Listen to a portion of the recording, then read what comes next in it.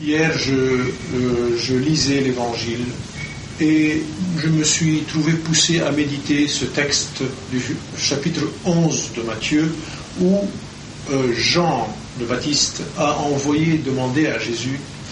Il lui dit « Est-ce que tu es celui qui doit venir ou devons-nous en attendre un autre ?» Alors nous allons lire le texte maintenant et je veux que vous essayiez d'expliquer ce texte à quelqu'un qui vient vous dire « Je n'ai pas compris l'attitude de Jean-Baptiste, pourquoi est-ce qu'il a fait ça ?» Alors nous allons d'abord lire le texte. Or Jean dans sa prison avait entendu parler des œuvres du Christ. Il lui envoya de ses disciples pour lui dire « Es-tu celui qui doit venir ou devons-nous en attendre un autre ?» Jésus leur répondit « Allez rapporter à Jean ce que vous entendez et voyez. Les aveugles voient, et les boiteux marchent, les lépreux sont guéris et les sourds entendent. Les morts ressuscitent et la bonne nouvelle est annoncée aux pauvres. Et heureux celui pour qui je ne serai pas une occasion de chute. »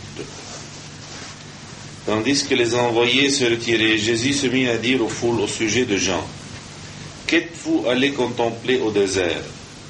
Un roseau agité par le vent? Alors qu'êtes-vous allés voir? Un homme vêtu de façon délicate? Mais ceux qui portent des habits délicats se trouvent dans les demeures des rois. Alors qu'êtes-vous allés faire? Voir un prophète? Oui, je vous le dis, et plus qu'un prophète. C'est celui dont il est écrit, « Voici que j'envoie mon messager en avant de toi pour préparer la route devant toi. » En vérité, je vous le dis, parmi les enfants des femmes, il n'en a pas surgi de plus grand que Jean-Baptiste. Et cependant, le plus petit dans le royaume des cieux est plus grand que lui. Depuis les jours de Jean-Baptiste jusqu'à présent, le royaume des cieux souffre violence, et des violents le prennent de force. Tous les prophètes, en effet, ainsi que la loi, ont mené leur prophétie jusqu'à Jean. Et lui, si vous voulez m'en croire, il est cet Élie qui doit revenir. Que celui qui a des oreilles entende. Je voudrais simplement vous dire quels sont les points les plus importants à relever ici. D'abord,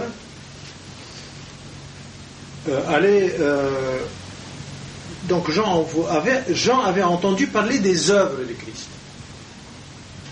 Quelles sont ces œuvres de Christ? Jésus envoie lui répondre, allez dire à Jean que les aveugles voient, les boiteux marchent, etc. Et heureux celui pour qui je ne serai pas une occasion de chute. Troisièmement, parmi les enfants des femmes, il n'en a pas surgi de plus grand que Jean-Baptiste, et cependant c'est le plus petit dans le royaume des cieux. Et le plus petit dans les royaumes des cieux est plus grand que lui. Quatrième point, c'est lui l'Élie dont il est question. Il est Élie. Il est cet Élie. Nous allons voir d'abord qui va essayer de nous expliquer ce que vous avez compris. Jean-Baptiste est le précurseur direct du Christ. Oui. C'est lui qui vient baptiser par l'eau. C'est lui qui vient témoigner de Jésus. Exactement. Comment ça se fait que celui qui vient justement témoigner du Christ envoie deux de ses disciples pour dire, enfin, c'est toi qui dois venir ou quoi? Ou devons-nous en attendre un autre? C'était encore peut-être la mentalité d'un roi sioniste. C'est là le chemin de recherche, bravo. Ils attendaient le roi sioniste. Jean entendait parler des œuvres du Christ. Quelles sont ces œuvres du Christ? Miracle, résurrection, pardon des péchés. Ça ne l'a pas rempli. Il aurait voulu entendre parler d'autres œuvres. Tu sais, ce Yahushua, Jésus, il est en train de faire une mobilisation générale. Il a ramassé tous les épées, les boucliers. Il a déjà commencé à faire un groupe. Ils ont été au désert pour se préparer à la grande bataille contre les Romains. Chasser les Romains dehors et établir le royaume d'Israël. Comme lui le faisait, c'est pas contre le roi. Qui, Jean-Baptiste? Non, Jean-Baptiste accusait le roi d'avoir une femme. Oui. Il l'accusait. Pourquoi il l'accusait aussi donc? Il ne faut pas oublier que Hérode n'était pas aimé, premièrement. Deuxièmement, il avait en plus la femme de son frère. Mais ce qui faisait la grande tare d'Hérode, c'est qu'il n'était pas de la dynastie de David. Il ne pouvait pas donner le Messie qui qui était attendu. Il fallait, dans un sens, renverser la dynastie hérodienne et retourner à une dynastie davidique pour avoir le Messie. C'est pour ça que Hérode avait peur des soulèvements et qu'il s'était mis d'accord avec les Romains. Il le soutenait, il s'était d'accord. Aide-moi, je t'aiderai. Donc, les œuvres dont Jean-Baptiste entendait parler ne satisfaisaient pas sa mentalité sioniste du Messie.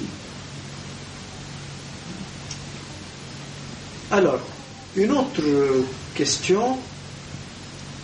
L'humilité.